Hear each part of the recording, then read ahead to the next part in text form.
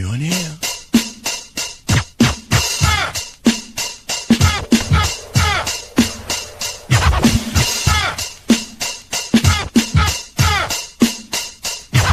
Fresh out of the freezer. Fresh, guess I was freezed up. Fresh out of the deeper freezer, cause I'm deeper than any voice on speakers. I can't hear y'all haters, you gotta speak up. I don't need to slow down, I need to speak up. Anonymous activity, Bobby B stuff. Jealousy's a ski mask, emotion, and ease up. Fresh out of the freezer. Fresh, guess I was freezed up.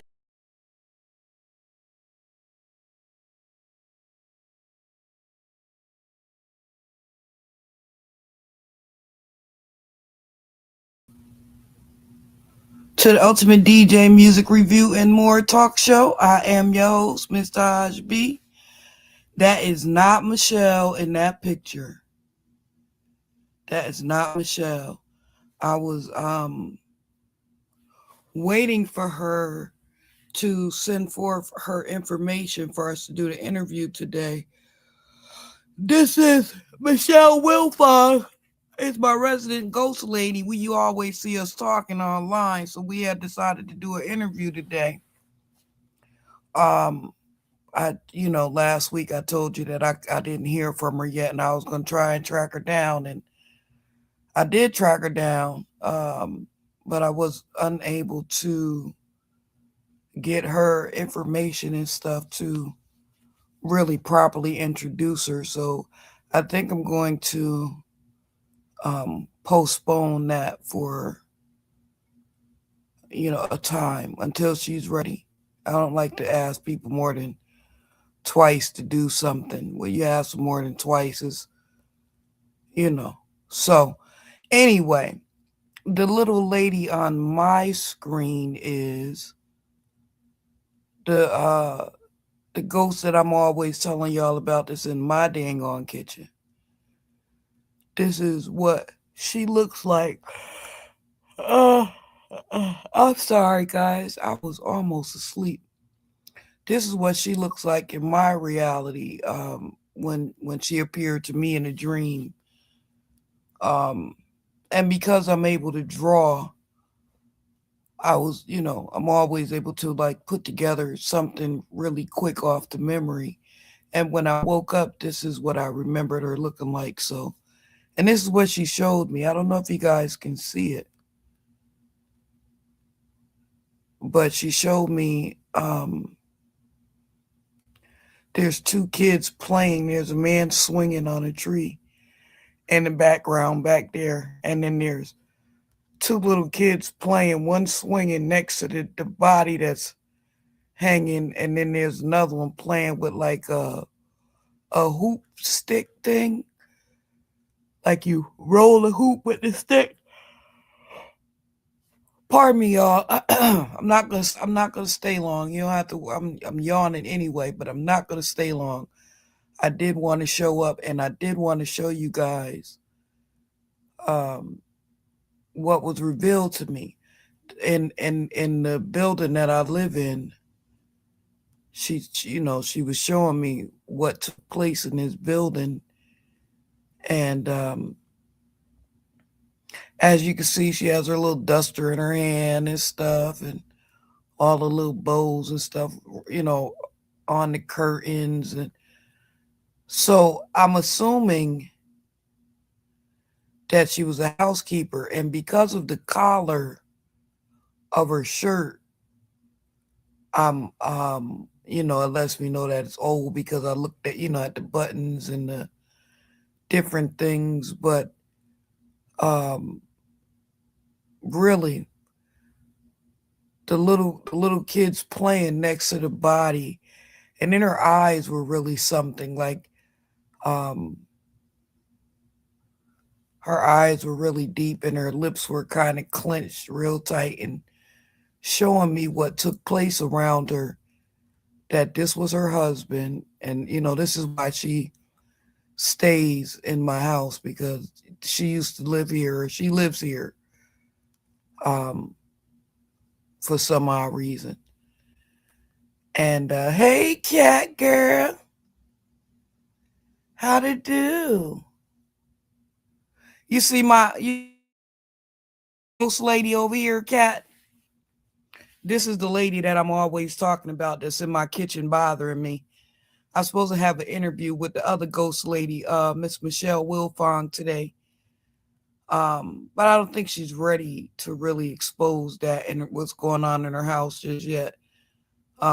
She's doing it slowly but surely. Yeah, see this little lady cat? Look at her. See her? She was a pretty lady. Like when she introduced herself, she was a pretty little lady, wasn't that? As you can see, she keep herself up, got a nice little bow on her hair, and her hair is nice and tidy, and she must be Creole of some sort. But yeah, I did want to actually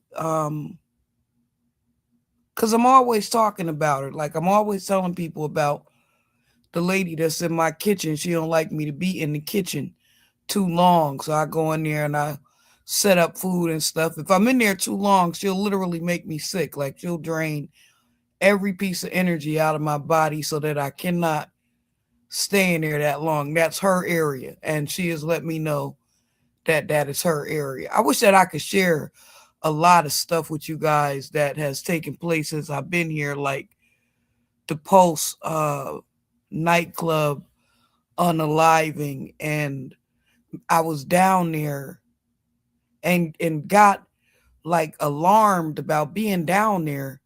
And so me and my niece and a two friends of mine from home, we were all down there at a concert and stuff, but I had like this kept feeling this funny feeling going up my spine and up the back of my neck. It's like somebody kept touching me and somebody kept touching me.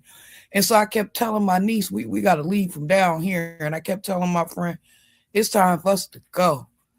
And they was looking at me laughing because they thought, we was out there doing all kind of stuff.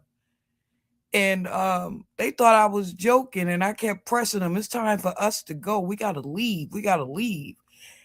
And not even after I made us go home, um, the Pulse nightclub thing happened. But what happened before that was Christina Grimmie got hit that night and somebody else, and then Pulse nightclub. And where Christina Grimmie was at, that's exactly where me and my niece got off the first time I felt that feeling. I kept saying to her, something's going to happen tonight. I don't know something's going to happen. I could just feel it. She said, how you know? I said, because you can't feel that. It's in the air. Like you can't feel it. And then I looked around and they were having like a rum fest and people are like drunk all over the place. I was like, we not staying down here that long. And so later on that night, the Pulse nightclub thing happening. It was in the air, basically, is what I'm trying to tell you. I've seen shadow figures in my house ever since I was a kid. Oh man, cat, I draw them all the time. Like I draw them and just show people. There used to be a man that was in my closet when I was younger.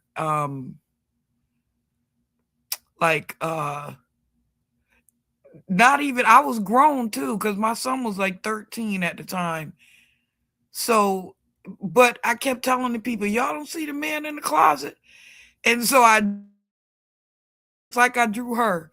And you come to find out, when I showed one of our little ladies that used to live across the street, she was like my stepsister's grandmother. And I showed her the picture. She said, that's my husband. What are you doing in your house?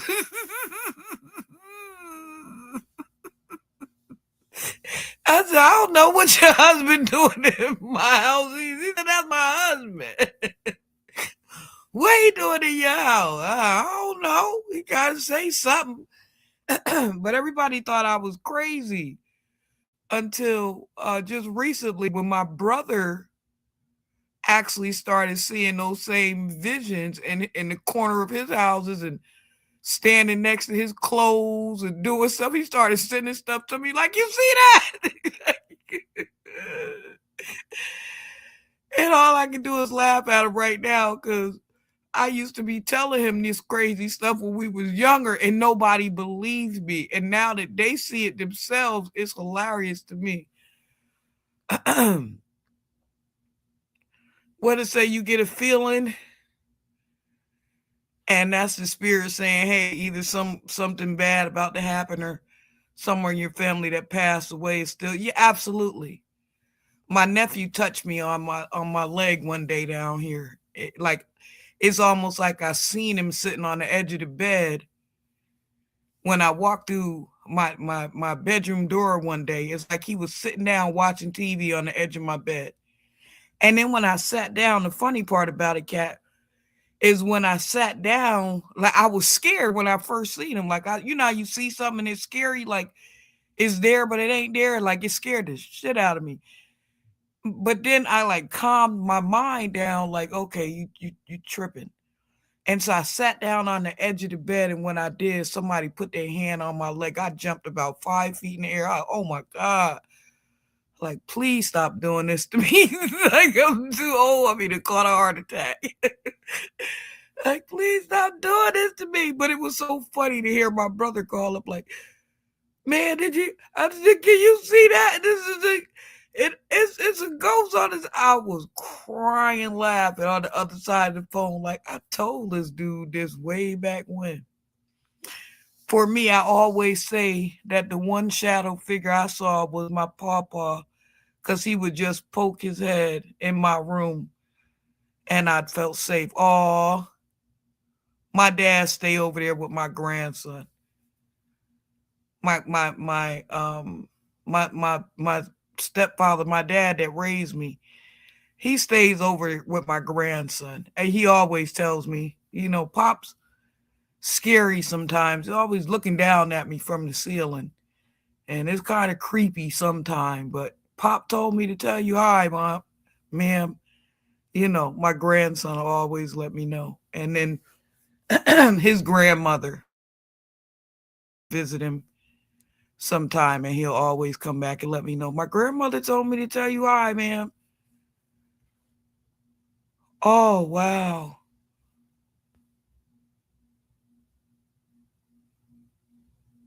Yeah. I didn't know my mom, my biological father's family. My grandmother passed away um before I was born, like a couple months before I was born. So I never got a chance to meet my grandmother on my dad's side. And my stepfather, his same thing, you know. So we didn't get a chance to have that little, you know.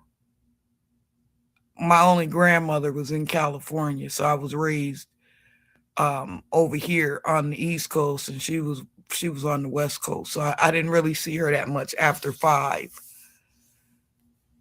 Yeah, but she was spiritual like that too. When I did go to visit her, and it's funny, like most people don't believe it, but me and her was sitting on the porch one night, and a UFO went by. We was like out there watching, and we seen a UFO. You can come up, Cat. I'll drop a link.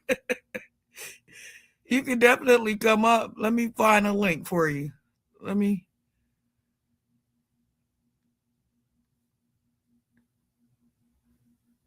let me see if I can't drop a link for you, Ladybug. Where? I'm old now and I do this right. Here.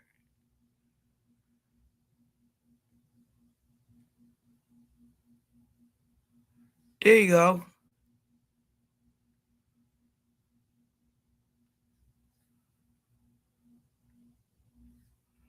I think it's up there. Yeah, I think it's up there.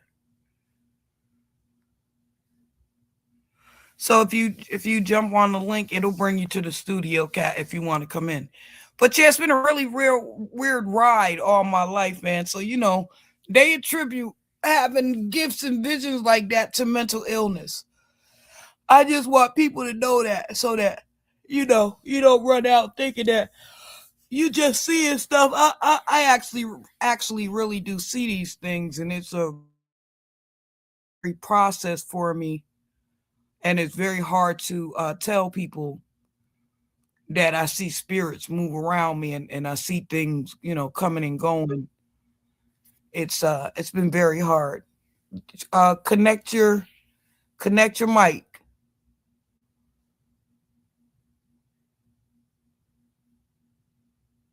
cat. Make sure that your mics and stuff are connected. It won't it's saying device is not connected. You gotta allow your mic and speaker.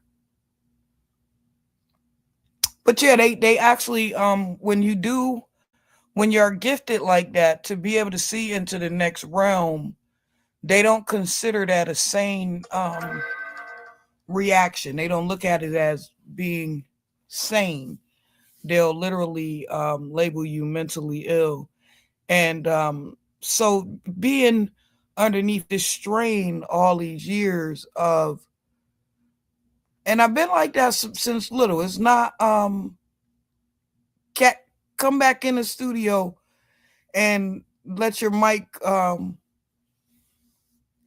loose your mic because it's saying it's not connected.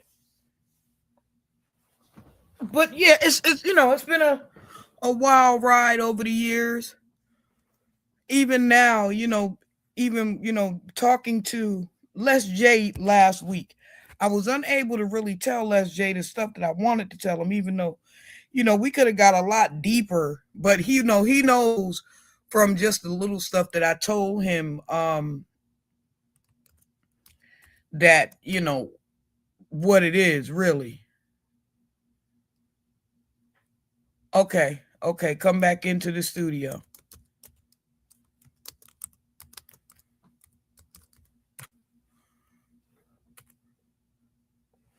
Yeah, so but just being able to talk to certain people about the spirit of God, and like I remember when I first started going through this stuff, I was really, really young.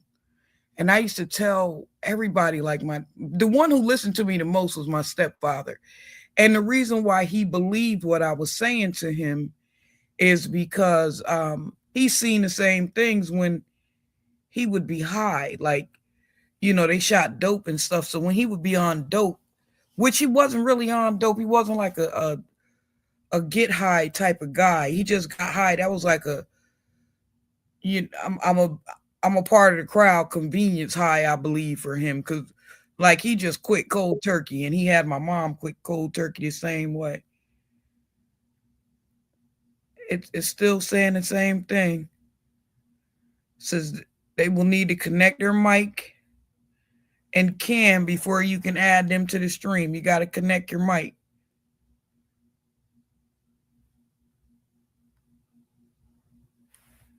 Give your mic permission.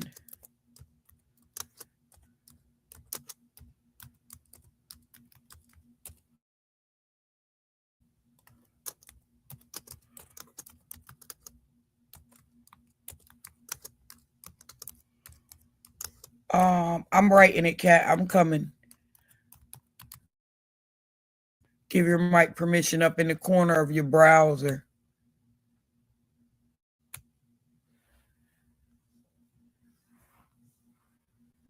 Why is this thing going like 19 times? I love this broadcast. It's something going on with this broadcast every week, and I love it. I don't even mind no more. Um, okay, add to the stage. There you go. Hey. Did I fix it? Yep, you fixed it. Can you hear me? Yay! I did good. Welcome, Cajun Cat, to the stage. Hi. Welcome to the broadcast. Welcome to my show. Now, what you want to share about the ghosts in your backyard? What's going on with you? Well, ever since like I was a kid, like I said, like I've always just seen shadows. And as I got older, I'm like, okay, I know these fools ain't finna touch me or hurt me. Cause for one, if they try, my grandpa gonna hit them. He might be a ghost, but he gonna smack somebody. That's true. You know, the funny part about that conversation is, like, maybe about a year ago, I used to wear these charms on my neck, like the crystals, and I had these 3 different crystals. I'm not going to tell anybody, you know, the 3 crystals, because it was a real bad experience, but it was a good experience, but it was a bad experience. So I don't want anybody else to go through that. But I had these 3 specific crystals on my neck. And every time I went to sleep, I would drift into a world of something that I never seen before in my life. Yeah. So, like, I had this weird dream one night, and it was like I was in Mad Max of Thunderdome. It's almost like I had stepped into an area of hell, you know, and there was like all these different dressed people, and they look so crazy. And the man inside, like it was like a gated little area, and they were all biker dressed, and you know, like half alive and half unalived. Basically, they were like alive Walking Dead, you know. But so as I go into this gate and up this gate, it's like wrapped in barbed wire and all this stuff, like, you know, that real rad Mad Max type of thing. And the man that was in the bed upstairs told me he was my uncle.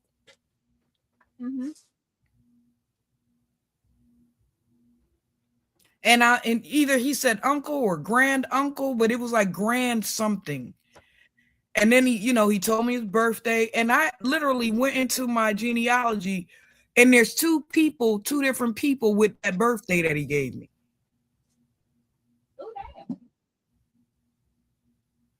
I was trying to figure out, well, which one are you? Are you this guy or are you this guy? You know? Yeah. But he had vowed to protect me. Like, he had told me to go walk your walk, and I'm going to keep these people right here following you away from you. And he showed me the people following me, and he got really angry, and he stood up against the doorway, and he looked at him real mean, and he said, "This one just won't quit." Yeah, I took the necklaces off. I no longer wear them. You know, like, it was taking me to a realm that I didn't want to be in. I was like, oh man, I can't imagine what tarot card readers go through. You know what I mean? Yeah. And I actually have tarot cards. Do you use them? I am still trying to learn them. Because I'm still like reading the book. I'm like, okay, I want to make sure I'm reading the cards right and not fuck anything up. And I'm like, I ain't fucking this shit up. And then somebody come back and say, you were wrong. Well, I'm learning. How would you? Yeah. Yeah, because I can't even imagine the spell over the cards when you start to really get into them, you know? Yeah. I because I like had a Ouija board when I was little. Like, I was like 12, and they were doing the Ouija board thing. I played with it like one time. And the one time that it moved on its own, I never touched it again.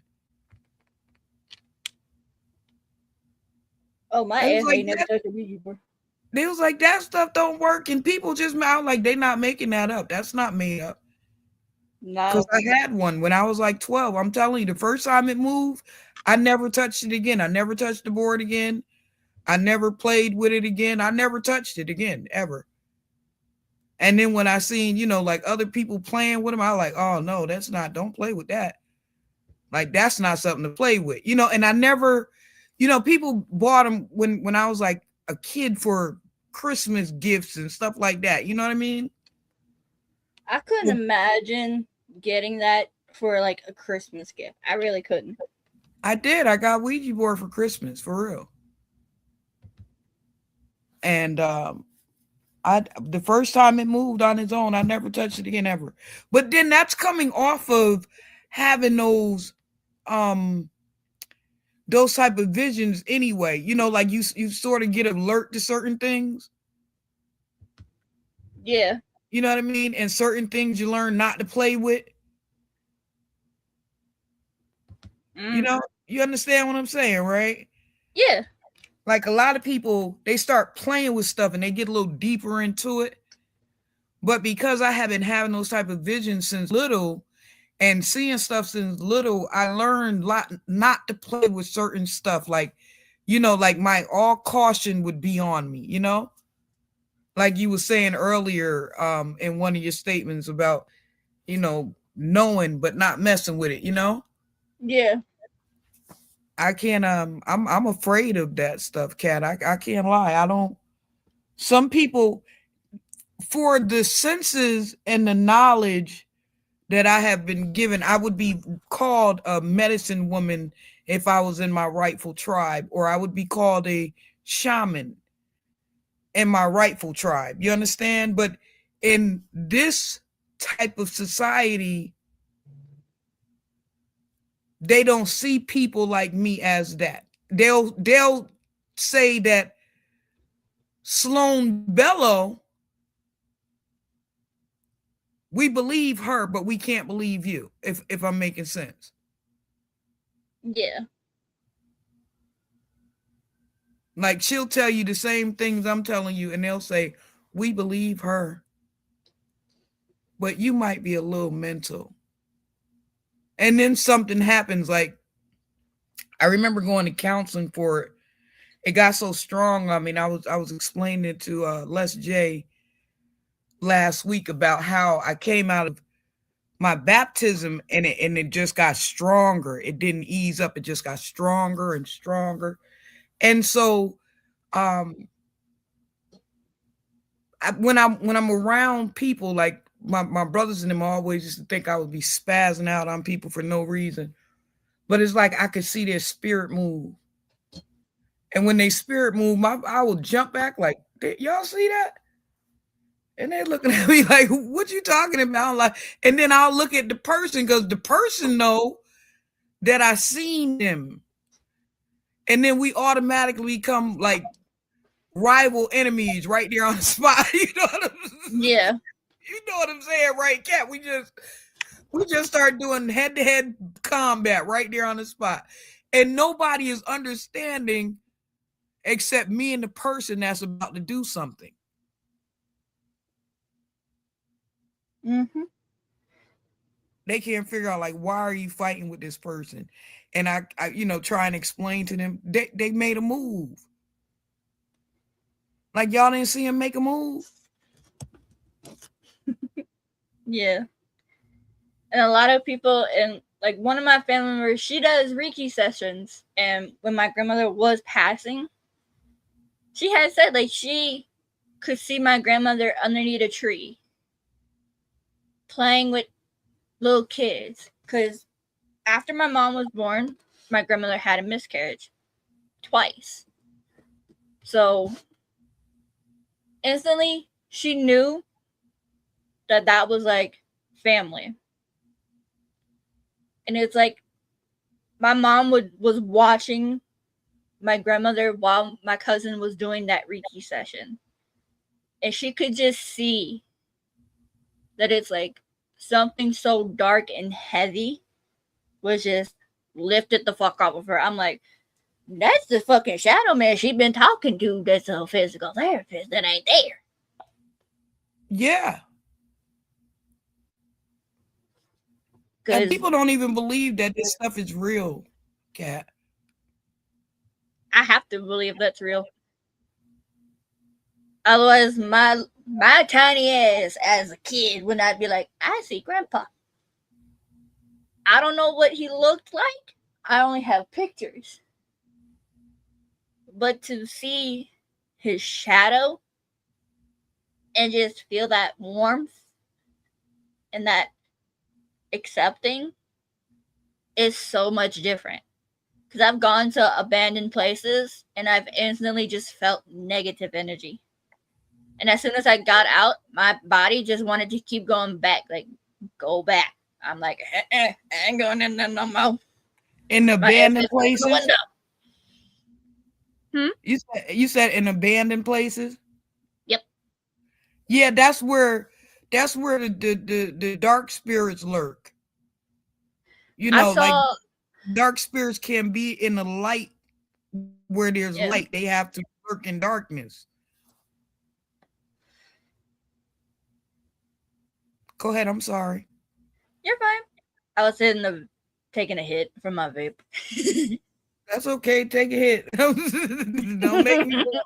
You make me wanna. Y'all know I'm always screaming, puff, puff, give. I would,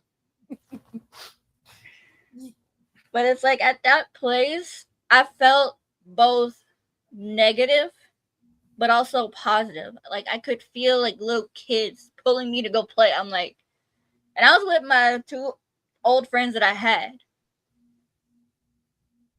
and I was like telling my friends like, if y'all see me starting to walk off, come get me out, because either something's drawing me in that's good or something bad. And we're right by a cemetery too, so I had family members buried right there, so I knew they weren't gonna let shit happen to me. They would have to deal with my grandma, and that's a big no-no. And she at that time she wasn't dead, but I know she would be like, "Ain't nobody touching my granddaughter. Yeah, Fuck you! I'm gonna throw a cane at you." yeah. I only had one experience at the graveyard because I never like going in the graveyard, and I still don't walk through the graveyard. But my brothers and them, they would hang out. Like we had this graveyard, like maybe like a block up across the street. Like across Broadway and like a block over. There would be Yeah, like this graveyard back in the back there. You know what I mean? And yeah, we go through the hole in the gate to get in there, but I never would go in there. But this one night, I agreed to go in the graveyard with my brother and them to hang out. And I'm telling you, he was in front of me, Kat, and I was talking to him. He was in front of me. Then all of a sudden, he was behind me, and then back in front of me, like within a half a second. I was like, "What the fuck just happened?" He was in front yeah, of me talking to me. And then all of a sudden he was right behind me, standing right behind me. And then when I turned to say something to him behind me, he was in front of me again. yeah. I've never been back in the graveyard since. I've never been back. Now, see me, I was the complete opposite. My mom, so in the little area that I live, we have a church and we have a graveyard, obviously.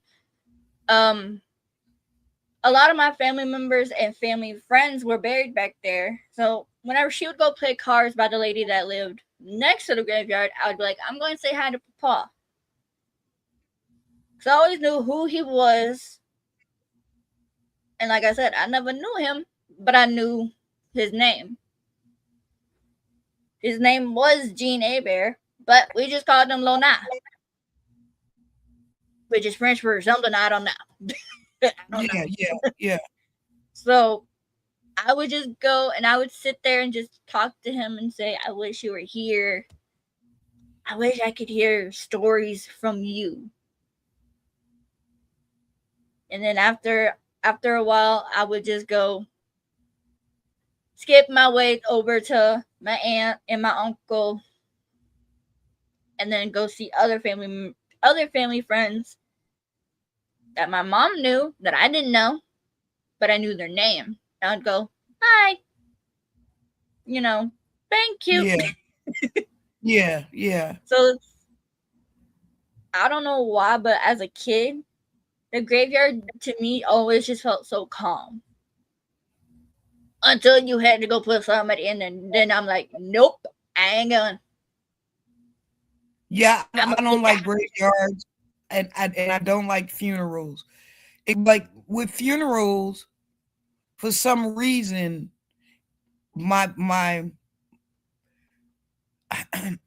the dead have an attraction for me. Yeah.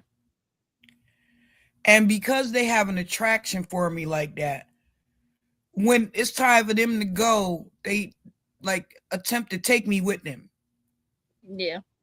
Like they'll be attached to my spirit to where it's like it'll drain me. So I try not to go.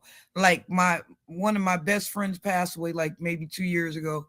And me and another friend who have been, best of friends since 7, she kept saying to me, Tosh, listen to me, don't look at her body. She was like, I know you gotta go to be there for the kids, but just do me a favor and don't look at the body. She was like, I got a bad feeling. Yeah. She was like, please don't look at the body. Just do me that favor.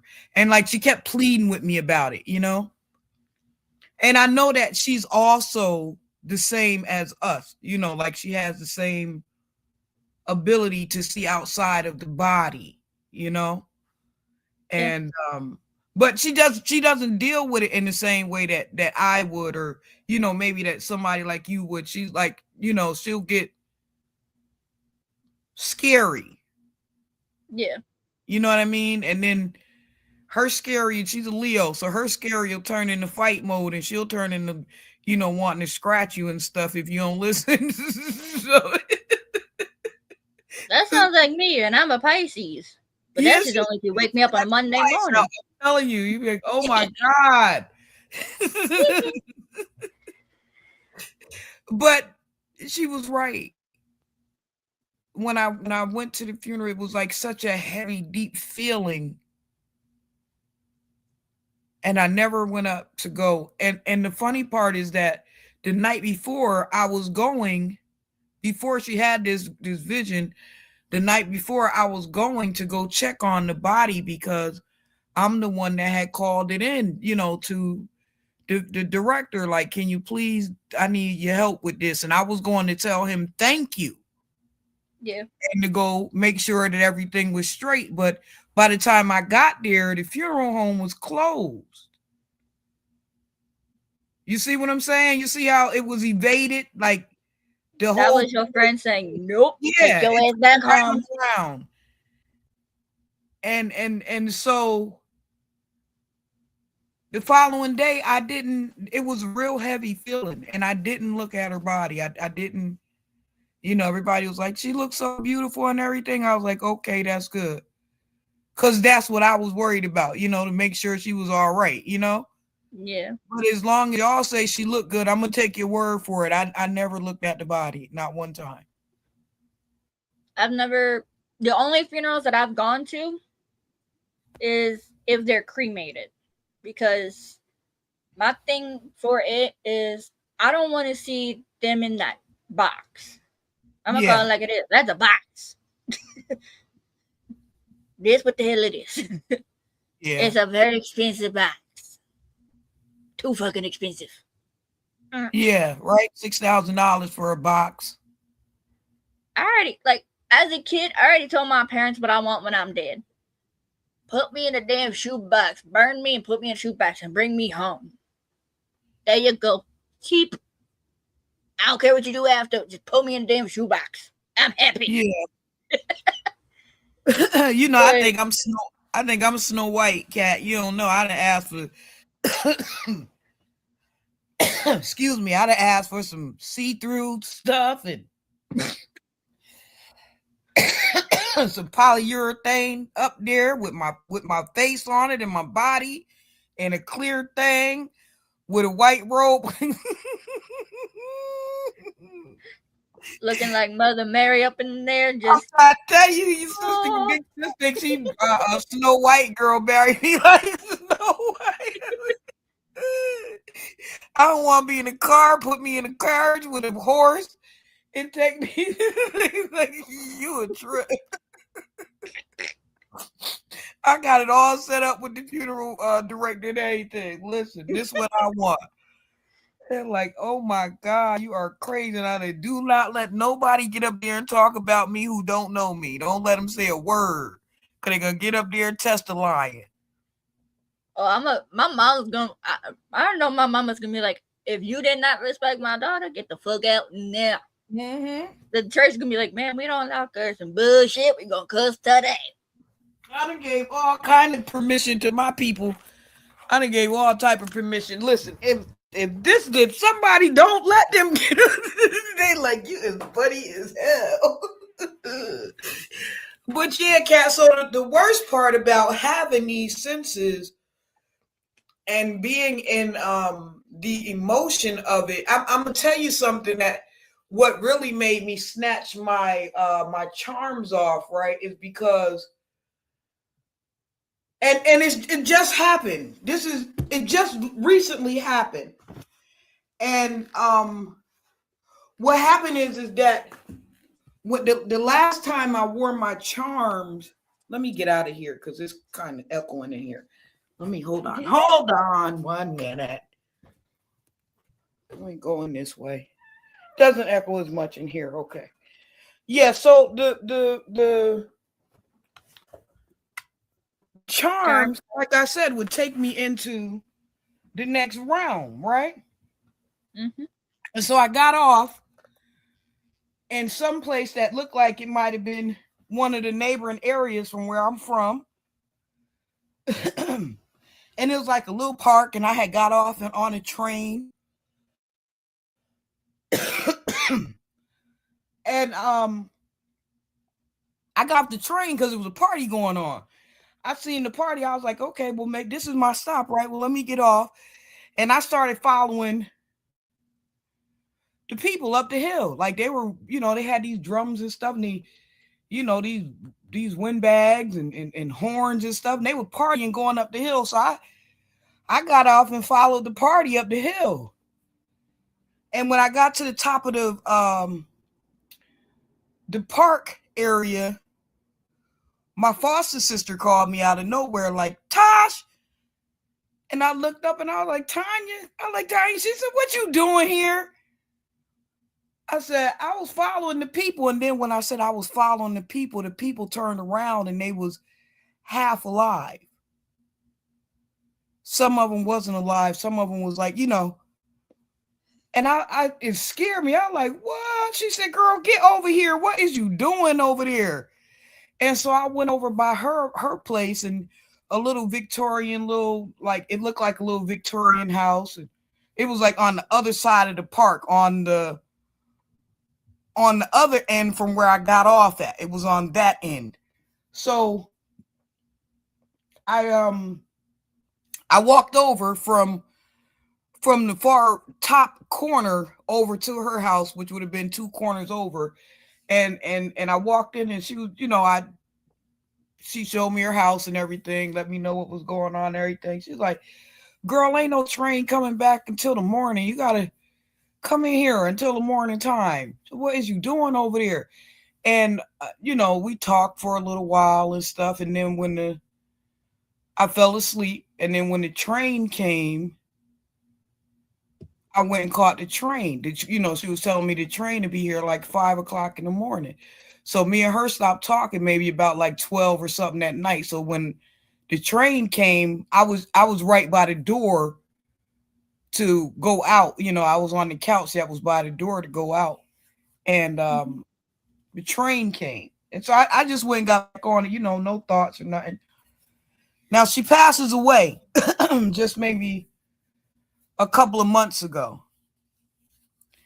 And I told my niece, I believe your mom saved my life. I think that I stepped off into a corridor and I was following some half dead people, and I told her everything about what I seen with her mom. And do you know that I had described her mom's house and where she lived to a T? And my niece told me that there used to be a train that went down there, but they had discontinued the train. And that train only came like twice a day, and 5 o'clock in the morning was one of the times that it came. And that's what made me take the charms off for good.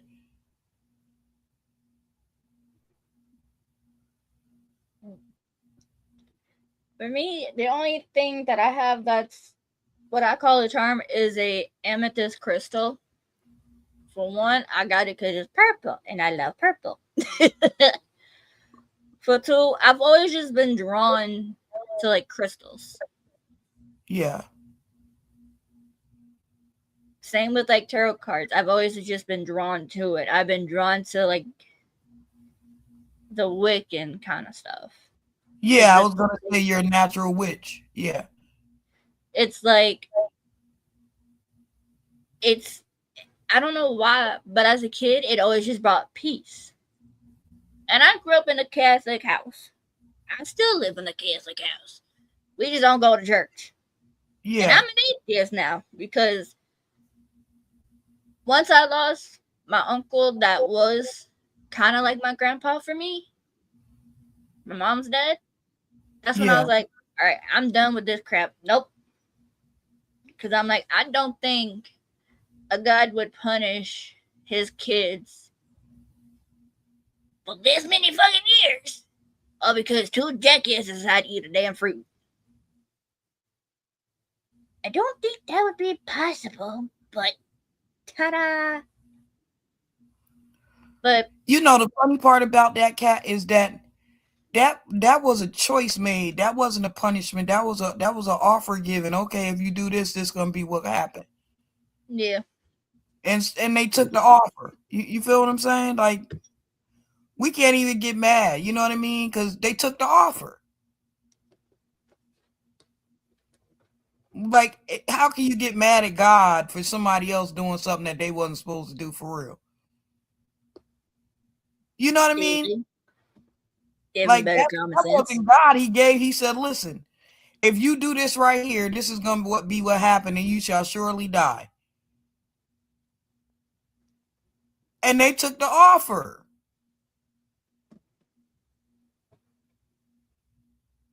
And imagine you being a person that's a person of your word, and then try having to go back on your word because somebody else ain't followed their word. That's crazy. I shouldn't have to go back on my word because so-and-so ain't do right. You know what I mean? Like, that's crazy. That's compromise. Yeah. And you compromising me over something that you did wrong. You know what I'm saying? Like, that's not God. That's us. And we just sometimes refuse to take the consequences of what we be doing. You know what I mean? That sounds like the world now. Yeah. It's fucked up. Yeah. It's really bad out there. And people have no idea. And the funny part about it is that I seen all this stuff, like when the COV hit. If I show you the picture, just like I have this little lady up here, I have a whole thing where it was like a lot of people. It just came to me one day and it was like a lot of people in line, and they all had different names written on them. And they were like, I was like, what is that? Like, I woke up and I drew the set, like, what is that? And my niece used to always laugh at me, like, why are you always, she's like, you always draw these different weird things. Like, even if I show you my garbage can in my kitchen, I had seen the post thing. I started creating the garbage can because I always like make these designer garbage cans where I hand, print and hand draw all these different things onto them. So I was making one for my kitchen because I just moved here. So, but it's like I seen it. I seen the post thing before it happened. And then when I got off the bus that day, I seen it again. Like I knew it. Once I seen it, I knew it. I was like, oh man, this is it right here. And then when I looked over at my niece, I was like, we can't stay down here long. She's like, why? You know what I mean? Like, I seen it, cat, for real. And I seen the COV 19. I seen it. Like, I seen all the people gone. Mm-hmm. Like a lot. It was like a lot of people. You know what I mean? Just gone. And I was like, oh my God. Go ahead. I'm sorry, sweetie. Oh no, you're fine. I've just been listening.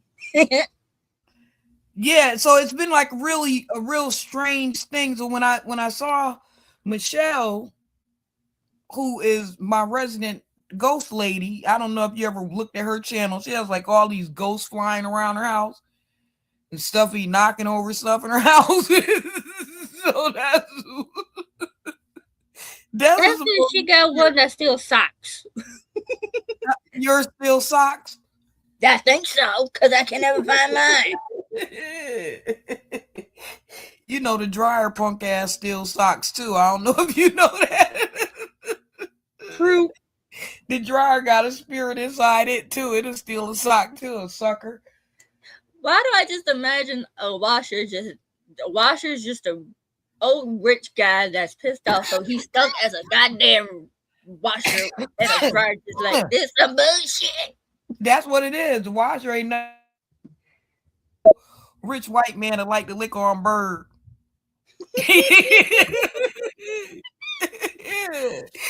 Just stick your drawers in there and let them go to work.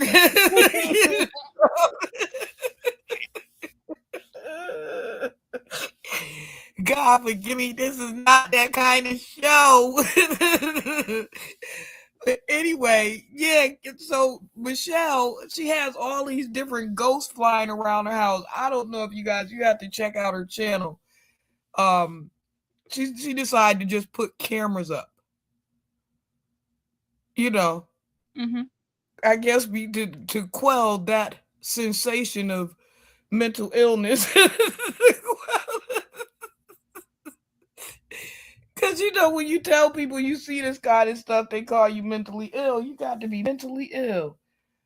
So I guess to quell that mental illness that they would have given her, she put some cameras up so that she can see all the ghosts flying around her house. And oh man, it's amazing. They're knocking over stuff and doing stuff in her house. And I'm looking. And so that's how we wind up getting connected, because I was saying to her, you know, it's a lady in my damn house too. She aggravating as hell. It's like living with a boyfriend. Oh God. I'm serious. She's annoying as hell. If I leave the kitchen messed up too long, she in there dropping stuff and stuff is flying. Or if I'm in the kitchen and she don't want me in there at the time that I'm in there, she'll knock something out of my hand. Stuff will just start tumbling, and like the knife almost hit my toe one morning. Oh hell. Yeah, like she'll knock stuff out my hand, and the food will, it'll almost attempt to spill, or like I'll make something and then it'll slide off. I'm looking at her like, now how that happened? Like the kitchen is her area basically, and she tries to enforce the fact that the kitchen is definitely her area. So when I'm in there, I can only stay in there for a little while before I get really, really ill. Yeah. Like spinning around dizzy, passing out ill. I have not had that. And I'm like, okay. But I know for a fact if me and my babe ever get a house, I'm gonna be like, I'm gonna come in there, I'm gonna tell him, okay, you stay the fuck outside real quick. I need to talk to the house. Yeah. And if he looks at me like, the hell you mean? You're gonna see. I'm gonna tell the ghost, you start knocking shit out my hand, you gonna pay rent. Yeah. I ain't playing with you. Well, I go ahead. I'm sorry. Oh, you're fine.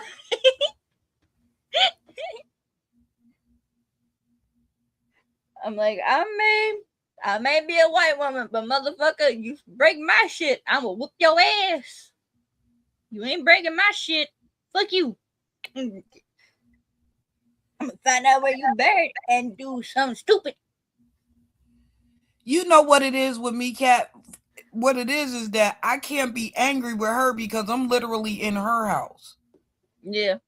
This was her property, her land where she lived, where she did everything. I'm an invader in her land, on her, you know what I mean?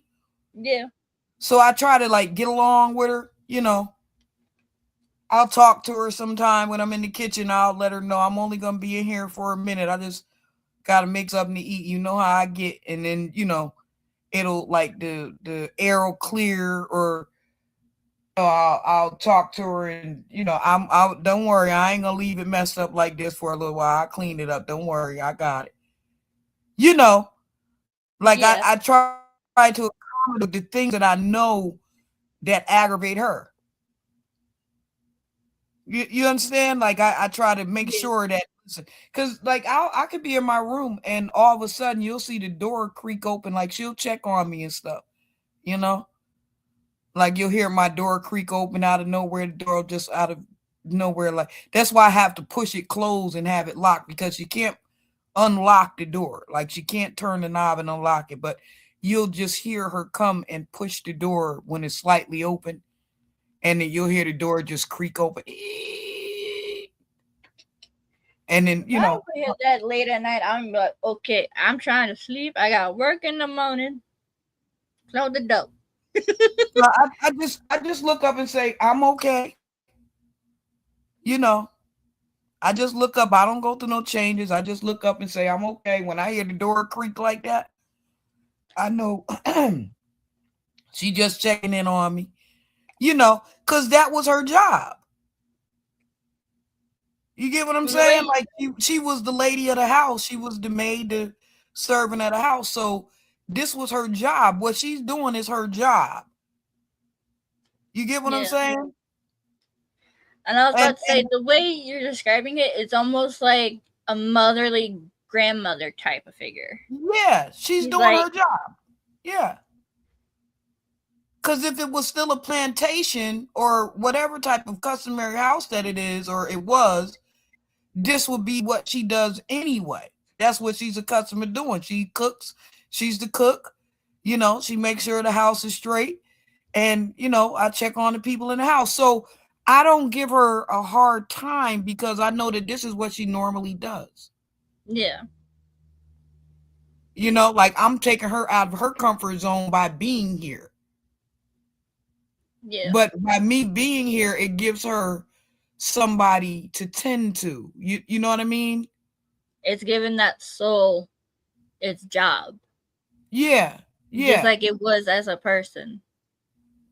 So I don't really get angry with her. The only time I get angry is if I have to be in the kitchen. We're getting better with that. If I have to be in the kitchen for an extended amount of time, because if I'm in there for an extended amount of time, she know I'm cooking something real good.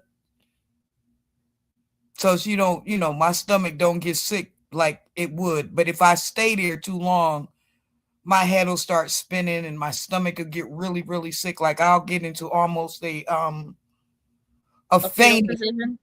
Yeah, like a fainting type of thing where I literally have to leave out of there and get away from there for like, 10 or 15 minutes. Yeah. Because if I stay in there, I'll be like sick, like falling down, passing out sick. When I tell people this stuff, they think I'm absolutely nuts, but I'm telling like the truth. The butt naked. You know how you tell it. Like, what the hell? Like, you serious? No, I'm dead serious. Like, this is not the first person. I remember, wait a minute, Kat, before I had to get off of this channel. I remember the first time my friends downstairs, it was like, we gonna try this right here. Like, so they had me try mesc, right? And I was in the bathroom for like 3 hours in there laughing at the wall. It was like, why is she in there? Like, she is in there cracking up. I was throwing up bubbles and laughing at the wall. And they couldn't figure out what happened, but the wall turned into all these faces. Like, there was like swirls on the walls. Mm-hmm. You know how they have that paneling on the walls, it's all swirly and stuff in the bathroom. Yeah. But it wasn't swirls anymore. The swirls turned into people. They were like people dancing all out. Like, what in the hell? You know how you start look out like, what in the hell? And it was funny because like they would just like spin and turn into something else, and it would be like another face there, and over here would be another face turn up. I was like, what in the hell? Yeah. And so after I had that effect, right? Mm-hmm. Like maybe a couple years later, I seen it happen again. Like it would be a face over here. Like it made me notice. I don't know if that makes sense. It does. Like, it made me take notice stronger to stuff that I never paid attention to before. So that later on, I was looking like, oh, shoot, like, oh, there go another face right there. And then I came through Pennsylvania one time on my way from VA. And I was driving. It was like maybe 3 a.m. Because I like to, like, leave out. So when I get there, it's early for the kids to be able to do whatever. And so I'm on my way through Pennsylvania where they had the battles that I saw all these soldiers standing across the road, girl. And it was like all this smog and fog, and all these soldiers was just standing across the road. The smog was the soldiers. I was like, oh my God. I never went that way again. That was a battlefield. Oh my God. You talking about something scary as hell? Like, the smog was the soldiers, though. I was like, oh my God, I never went that way again. Because I remember going through there like a couple of times and I never really paid it any mind. But I was like, why is it always foggy over here? Like, every time I come through here, it's like always foggy over here. But I had went through here like a certain time. It was like 3 something in the morning. And I'm telling you, the fog, the smog was the people. I was like, oh my God. Oh my God. They were like standing across the road. And you know how when you see a deer, Yeah, they're hypnotized on the lights. Yeah, and I like went to do the swerve because I saw, oh my God. Oh my God, almost killed me and all the kids in the car. I was like, oh man, this is crazy. So when I try to explain this stuff to people, the stuff that I can really see and not just, pretend to be seeing, you know what I mean? Yeah. They think I'm absolutely nuts.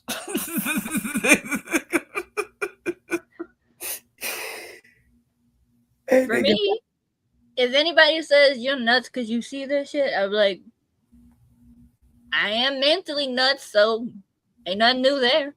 But I have to believe what my eyes are seeing. Oh my God. For me, like, for example, the house that I live in is the house that my aunt passed away in when I was helping take care of her with lung cancer.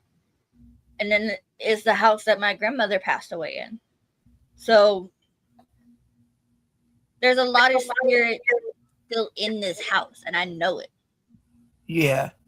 Like, when my grandmother was dying at one point, I told her, like, I could see her wings being made. I could see the color, I could see the shape. Most people think for me, most people think that their wings are going to be white. I see it as a color that represents them. With my aunt, she was so outdoorsy in craftsmanship, kind of, that it was a mixture of like a bit of a man color, but also that female color. So whatever color she had liked, it had that, but also all of the personalities that she loved, all mixed together as one color. Yeah. And with my grandmother, hers were pure gold. Because no matter who you were, she didn't care if you were related to us or not. You could call her mama. She didn't give a fuck. Yeah. When my godchild was around, she would say, "What mama girl doing?" Instantly. She was so happy. She would always say, "How's my baby girl doing?" All my friends would call her Granny. And I'm like, this is how I can see this shit. Yeah. Because she's told me that when she was a kid, she was able to see that stuff too. But she didn't really want to keep seeing it. She saw it, but she was like, I don't want to keep seeing this because she was afraid at the same time. Yeah. Which is completely understandable because at that time you don't want to say you see this and then you end up being sent away for that crap. And when I told him, like, I can see the wings, I can see shadows. I could see that glimmer of like excitement, like you see it too. Yeah. Yeah. My grandmother had that same look too. Yeah. I had the evil eye bracelet, and I wore it day and night. I didn't give a fuck. And she always looked at it and always touched it, and just smiled. Because she recognized you know how to protect yourself. And then she saw my amethyst crystal that I had around my neck. She's like, "Where you got that from?" I'm like, "I got for Amazon for $1. It's $1. I'm gonna get it."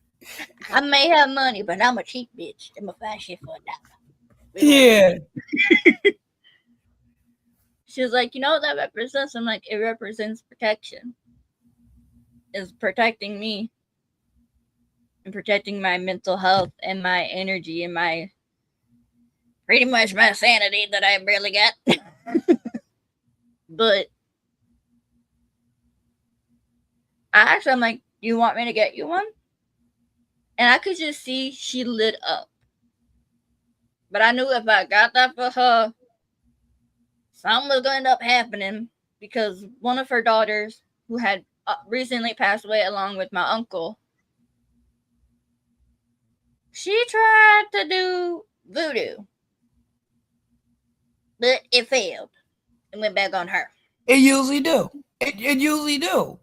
When you know who people try to do root work on the most is the blessed and anointed, the highly favored of Lord. Those are the people that people try to take down. They don't need to take down people who are already down. You feel me? Like the people that they tried to when I was little, my same foster sister that I'm telling you about that saved my life, I saved her life when we was little. When we were in foster care, my foster mother was her adopted mother, but we had a foster father that was like terrible. Like, you know, he would like jump on her and fight her like a man. She was like the family slave, basically. The one that I told you just passed a couple months ago.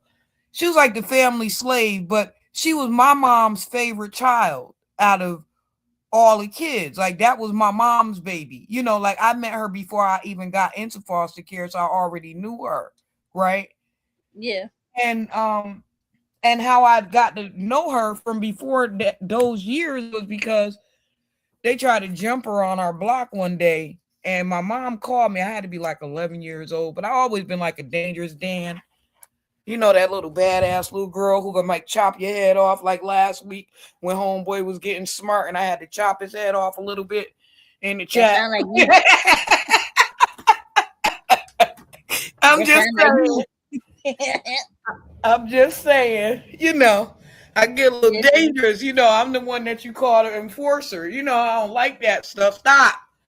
I'm one of those people. You know what I mean? Oh, trust me, I witnessed it firsthand in Jeff's stream. Yeah. I witnessed it. and so my mom came and got me to come help her because they was jumping her coming down from school. And so that's how I met her my first time, was helping her fight some people that was jumping her, right? And so later on, when I was in foster care with her, I realized that this girl is getting beat the hell out of, you know?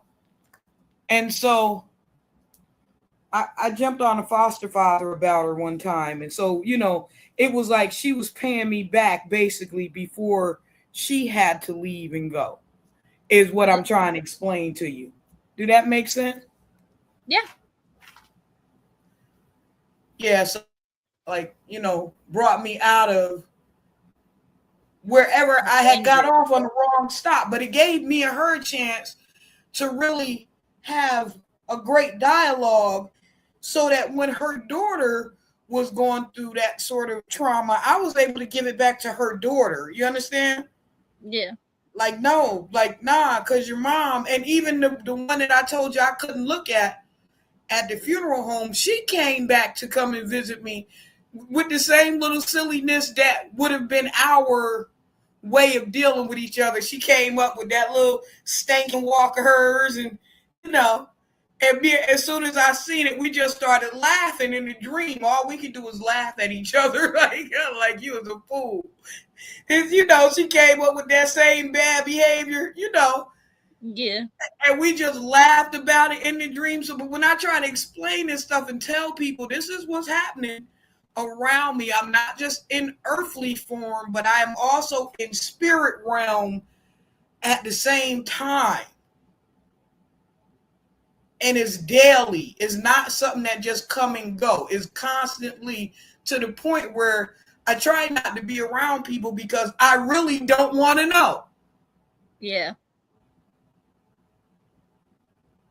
You know how you know stuff about people, but you can't say it because, you know.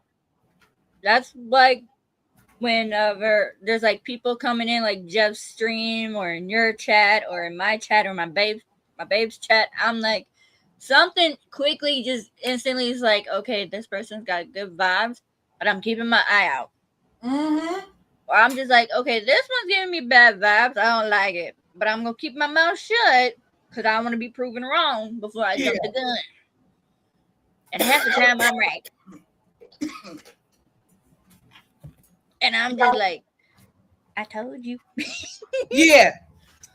Well, that's what happened later on in the end of all that with me and my stepfather, who actually believed me until the end, and then he started not believing me. But by the end, only because he had other people in his ear. You understand? Yeah. Because up until that point, we was tight, and then they got in his ear. The girl on his head got in his ear. I might say that again. The girl that was on top of his head got inside his ear. So it made me and him start arguing and fussing, Yeah.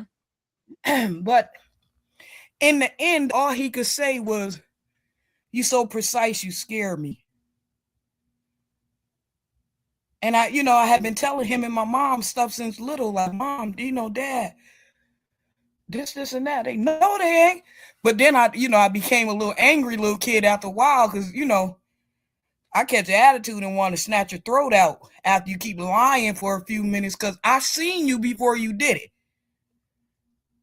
But you don't know I seen you before you did it. You understand what I'm saying, Kat? Yeah. Like, I saw you before you did it. No, I didn't. And I wasn't about to do that. And I did. Yes, the fuck you was. And if you keep playing with me, we're going to have problems. We're going to have a problem. And then everybody looking at me like the bad guy, not realizing that you're about to let the bad guy get away. Yeah. And then when they do something, everybody look back at me, and I'm standing there like you. I told y'all. That's why when Jeff and the crew and I play Fortnite and they try to go get their lift back, I'm like, I ain't bringing you back. You gonna learn. Yeah, because I told you already. I told you how this was gonna go. I told y'all who they was because I saw them move before I saw their spirit move before they moved. Yeah. And then I just look over like, what was that? That jerking. What the fuck was that? Wait a minute. Oh, here she go.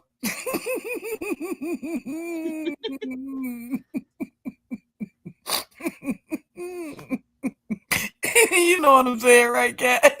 Yeah. But breathe, girl. Breathe. Oh, here she go. And then I'm looking around and don't nobody know me. Like, nobody know me yet. Like y'all, out of all the stuff that I've shown you, that's why I understand Jesus Christ so much, because out of all the stuff that he kept showing the disciples, they kept doubting him. And then he had one there called Doubting Peter. Peter just gonna doubt everything he say every time he say something. You feel me? Mm-hmm. That's why I always laugh at people like, I don't know how y'all can't believe that God is real and that Jesus was real or all this stuff. I can't believe how y'all don't understand that this stuff is real if it's taking place within us every day. Every day we walk up, we gonna find somebody with an issue of blood. They gonna want to reach out and grab us because they done did some shit on the low. Mm-hmm. And when we around, it make them healthy. Yep. Oh, You trust know me. what I'm That saying? sound like my family right now. I'm saying it. I'm saying something. You know. That's why I went snap, crackle, pop like that the other week. Cause look here, if somebody around trying to heal you, you don't be fighting the person trying to heal you. Yeah. You feel me? Like, And don't think look, I don't see, because I see that too. the other week, if you're referencing what I think you're referencing, my mom had to come and check on me like, are you good? Yeah, I was not feeling that at all. Like, don't be trying to fight somebody that's trying to heal you. Yeah. Like, cut that out. And then talking about I'm hurt. What the fuck? You stop playing with me. Stop playing with me. And, you know, cut that look, out. When he had called me, my mom was still in my room with me, and I asked her, I'm like, did I sound too harsh? Because I'm not big on confrontation. I don't care how you do me. I'm always going to end up untouched. That's how I look at it. That's right. But I'm big on confrontation, even coming out of it unscathed. I'm gonna tell you right when you start the battle, I'm a warrior. Believe that. Like, you gonna have to battle me fucking hard. Yeah. Cut that shit out. Either just let's deal with each other on the up and up. We shouldn't even have to battle, because that's not what love is about. Yeah. If we loving on each other, we ain't got time to be fighting. Unless we play fighting. That one play fighting. Yeah, no, unless we fuck fighting. That too. But yeah, it's some stuff, it's just some stuff that you guys might see. You guys experience me a lot more than a lot of people do, because I'm with you guys in the morning and up when people are not up and moving. You know what I mean? So you get a chance. A little different silly side of me early in the morning, cooking and up doing silly stuff early in the morning, right? Yeah. But there's a side to me that I cannot tell a lot of people, even as I'm trying to tell a lot of people, Kat. Yeah.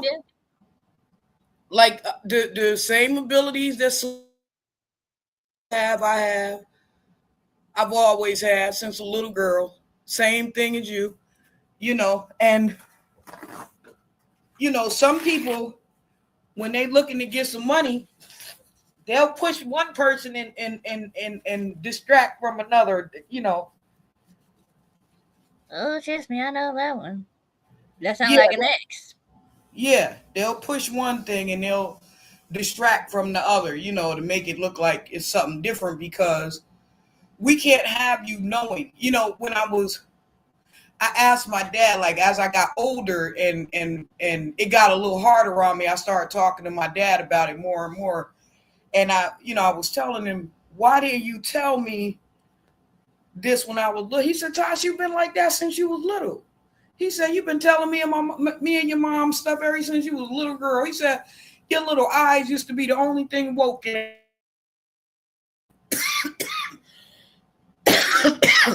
Sorry, cat.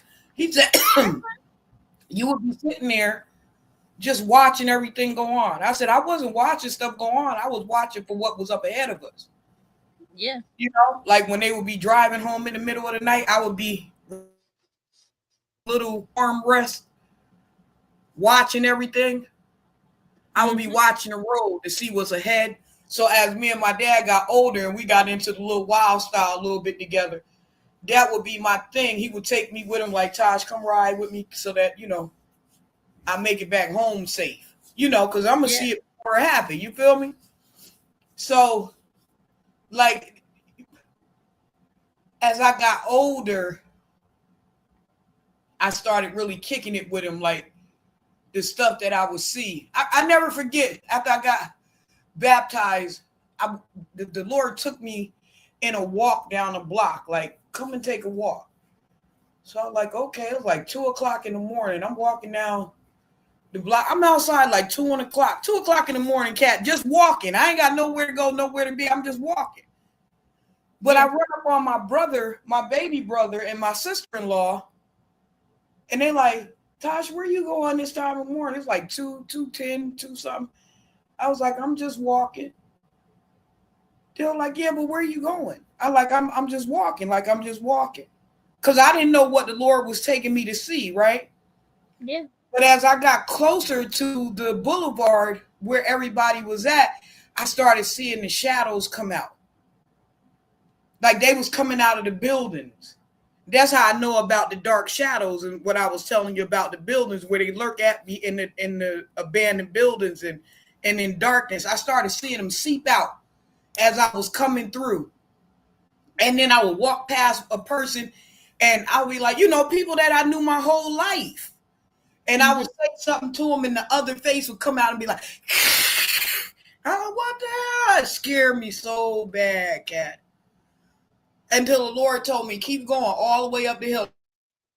All the way up until this place is called the Bluff.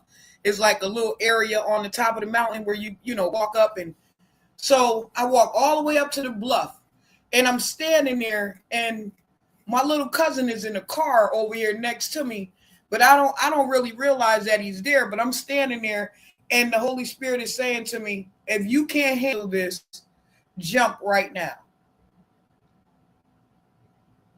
And I stood there for about 3 minutes contemplating on jumping because it was so scary watching everything, seeing everything out of my eyes, Like it was so scary, but then I didn't. My cousin like, cuz, you all right? I was like, yeah, I'm okay. Everybody thought I had went crazy, but I couldn't even tell them that the Holy Spirit is guiding me and teaching me all this crazy stuff. And I don't even know how to explain it to y'all, all the stuff that's taking place with me. Like I want to tell y'all and I'm trying to tell you, but every time I tell you something, you tell me something different. Yeah. That's why I'm the type of friend, like, if you gonna try and explain something to me, I'm gonna be like, I may not understand what you're trying to say, but deep down, it's like, I know what you're saying, Mm-hmm.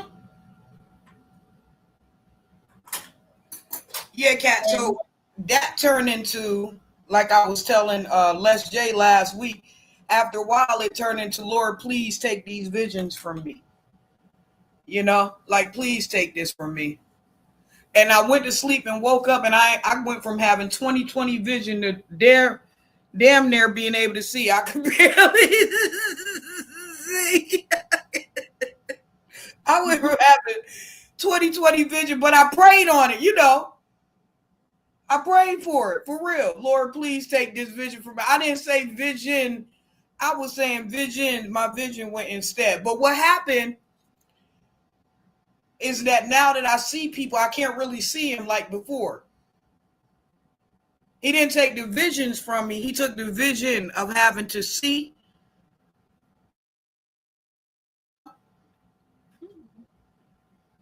So now I don't see them like before. I literally have to be looking at them in order to see what's coming off of them. I can't see them like that anymore. So it was, by taking my vision, it did help the vision, Yeah. Because now it's not as destructive. It's not as distracting. You know what I mean? Because like it used to come at me like as people be walking toward me, to come at me like boom, boom, boom, boom, boom, Yeah. And I would see all the stuff on them all at once. And when you see that, you gotta help. That's the one thing that people don't know about being in the spirit like that, is when God show you those people, you gotta help. Yeah. So after a while, it was just so tiring having to, like I helped a lot of people and then I was so tired like tired to the brink of death, tired, you know? Yeah. So now that I don't see as much, I don't do as much, you know, like the Lord had brought me through that. I passed the test. I received 3 crowns so far. That's why when y'all be saying my crown in the game, I be over here cracking up laughing because I received 3 crowns so far. Yeah. You know, and I was like, okay, so there's 5 or 6 crowns. I got 3 of them so far. So I mean, I'm doing something right. I have no idea if I have crowns. I'm just like, give me a pebble. I'm fine with that. Mm-hmm. Those be tests that you have to go through in the spirit, you know? And your reward is like crowns, like crown of integrity, crown of, you know, loyalty, stuff like that. You know what I mean? Like you get certain crowns. The Lord bless you. I didn't even know what they were when I woke up. I had to look it up. When I woke up and like the crown was on my head, I had to look it up. Like I'm telling you, and then what I tell people, like God is a funny dude. Like he'll have you laugh. He do. If you notice my other channel, which is the same channel, but sometimes it's not on the radio station channel, right? Yeah. I'll come in with another theme song, and it goes, step into the world, step into the light. You're out of the woods, you're out of the dark, step into the light. And that's how the other song starts off, you know? But Yeah. it was like that when I after I got my crown. The Lord told me to step through these doors right here.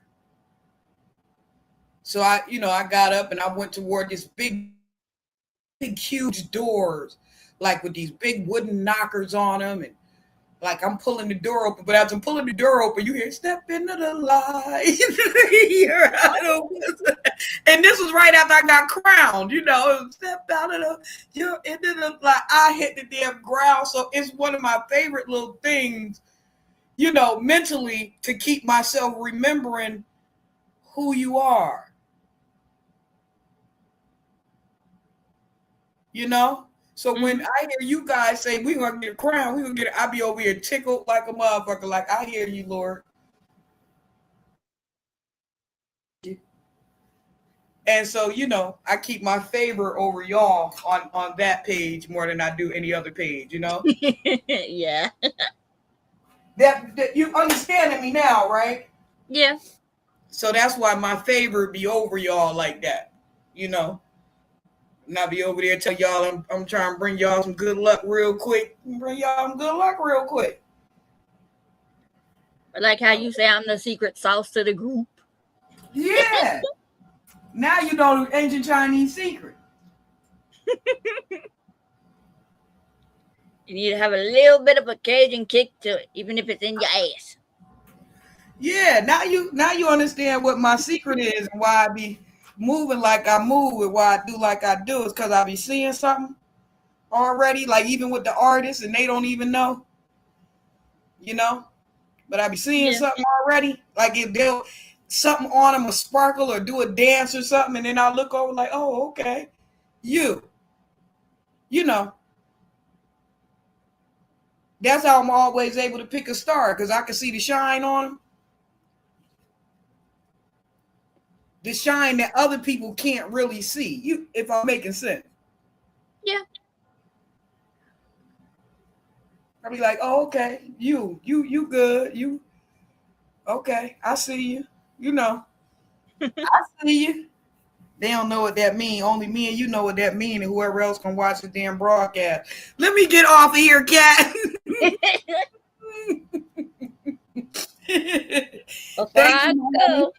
Before you go, appreciate you for taking up my show time. I'm gonna switch names out because that wasn't Michelle. That was Cajun Cat in the building. Cat, please tell them where they can find you, what to look for, and what you do. Well, for one,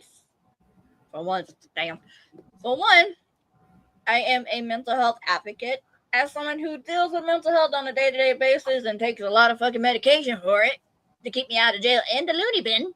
Yeah. I'm big on doing mental health. I play video games. I can't really go to work as much as I want to, which is weird for people, apparently. I don't know why. I try to bring positivity wherever I go. Even if I'm having a very fucking shitty day, I'm still trying to make people laugh because I've always believed that one little bit of laughter or a smile can brighten up somebody's day. Mm-hmm. Even if you're just waving at them with a positive attitude, it brings that spirit that they have in them. It shows them like, hey, this person is having a great day, but they might be dealing with something that's not so good. That's right. That the pain is only temporary. And you just gotta go with the flow. I like that little laugh you got. That junk be having me cracking up. Or when I go, this little bad little girl laugh. I said, you know, she just did some shit by her laugh. Just a little. I also do anime voices and different voices as well. That's a good thing to shop. You need to shop that a little bit more. I think you would be great at it. I'm good at doing a Pikachu voice. Yeah, you would be great at some of them voices. I'm telling you, that little laugh is hilarious as hell. Yeah, that little laugh is everything. It makes my day. Thank you, my baby sister, Honey Pie, for coming in and filling up that spot for me. I so appreciate you, Kat. Of course. And I'll see you guys tomorrow. And I'm holding Roberto to something too. That's right. No. Me too. Babe, if you are in here and you watching, I'm holding my word to you. Me too. All right. All right. All righty. Yeah, that was one of my favorite little baby sisters in the online sphere, Miss Cajun Cat in the building, and you guys can catch her on Cajun Cat on her channel where she goes live. She's a gamer and one of a great gamer at that. And she said, meow. That's my bad little baby sis in the neighborhood. and she's awesome. As you guys can see, she's such an awesome individual. We just got along immediately from the start. And I'm glad that she came up because, you know, there's not too many people you can tell this crazy stuff to and get them to understand where you're coming from. So, you know, I'm glad to have my other not so mental sister in the building. And on that, y'all know how we do. Y'all know how we do. Thanks for coming through. Like, share, subscribe. Make sure y'all hit the like button. And we out. We out. Y'all know how we do. Fresh out of the freezer. Fresh, guess I was freezed up. Fresh out of the deeper freezer, cause I'm deeper than any voice on speakers. I can't hear y'all haters, you gotta speak up. I don't need to slow down, I need to speed up. Anonymous activity, Bobby B stuff. Jealousy's a ski mask, emotion, and heat up. Fresh out of the freezer. Fresh, guess I was freezed up. Fresh out of the deeper freezer, cause I'm deeper than any voice on speaker.